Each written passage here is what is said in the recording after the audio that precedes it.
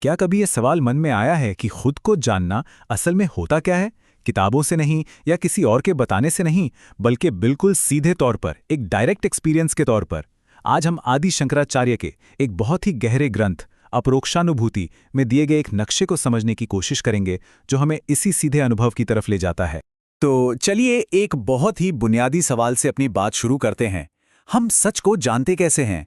क्या जो हमारी आंखें देखती हैं या कान सुनते हैं वो हमेशा सच होता है, या जो हम किताबों में पढ़ते हैं क्या वो पूरी सच्चाई है?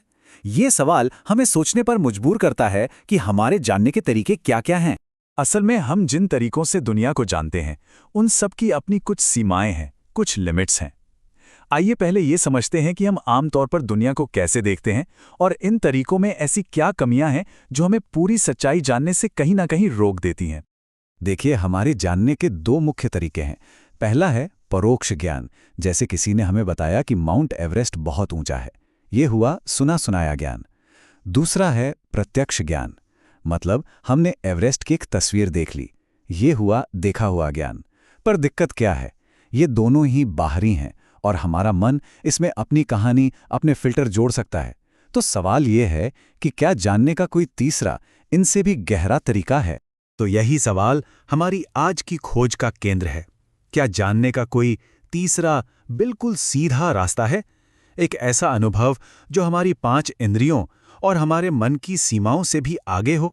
और यहीं पर अपरोक्षानुभूति का कॉन्सेप्ट आता है। ये ना तो एवरेस्ट के बारे में सुनने जैसा है, ना ही उसकी तस्वीर देखने जैसा। ये तो खुद एवरेस्ट की चोटी पर खड़े होने जैसा है। एक सीधा, डायरेक्ट अनुभव जिसमें कोई मिलावट नहीं, कोई फिल्टर नहीं। इसी को कहते हैं शुद्ध आत्मज्ञान।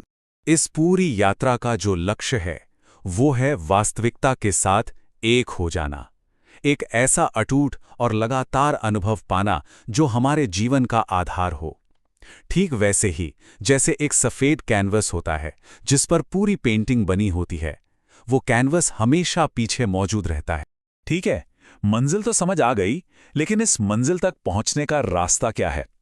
इस डायरेक्ट एक्सपीरियंस की यात्रा शुरू करने के लिए सबसे जरूरी, सबसे बुनियादी चीज क्या है?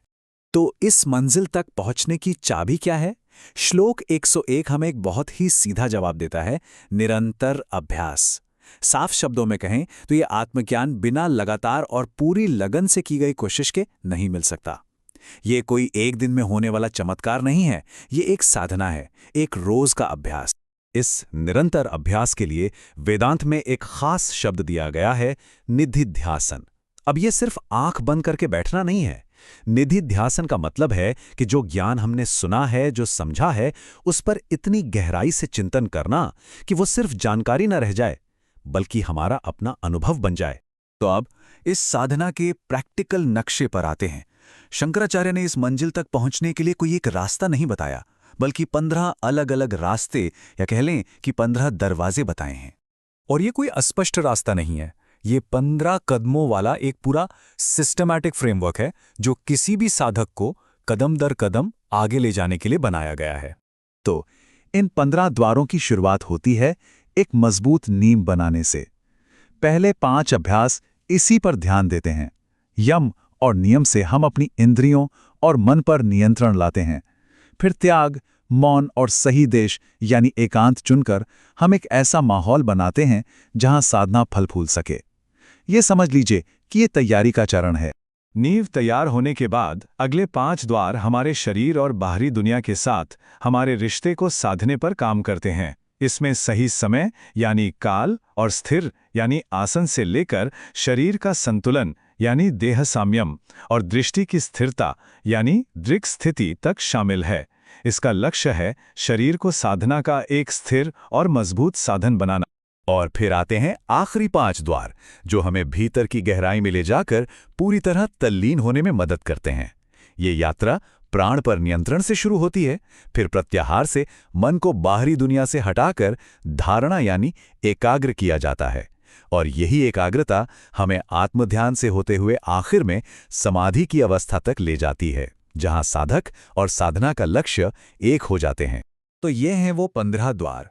लेकिन इन द्वारों को देखने का एक नहीं बल्कि दो बहुत ही महत्वपूर्ण नजरिए हैं जो हमें इस रास्ते की फिलॉसफिकल गहराई को समझने में मदद करेंगे। अब यहाँ एक बहुत ही दिलचस्प बात है। इन 15 रास्तों को देखने के दो बिल्कुल अलग नजरिए हैं। पतंजलि का योग इन्हें एक सीढ़ी की तरह देखता है, मतलब आपको एक एक करके हर पायदान चढ़ना होगा। लेकिन शंकराचार्य का वेदांत कहता है कि ये सीढ़ी नहीं बल्कि एक ही कमरे की 15 अलग-अलग खिड़कियां हैं। आप कोई भी एक खिड़की पूरी तरह से खोल लीजिए, नज़ारा एक ही दिखेगा, वो परम सत्य यानी ब्रह्म। वेदांत का ये दृष्टिकोण सच में कमाल का है। यहाँ जोर तरीकों के क्रम पर नहीं है बल्कि भाव पर है। अगर सब कुछ ब्रह्म है, इस भाव के साथ किसी भी एक रास्ते पर पूरी तरह से चला जाए तो मंजिल तक पहुंचना तय है। मतलब रास्ता कोई भी हो, मंजिल एक ही है। तो इस पूरी चर्चा के बाद एक सवाल के साथ आज की बात को यहीं रोकते हैं।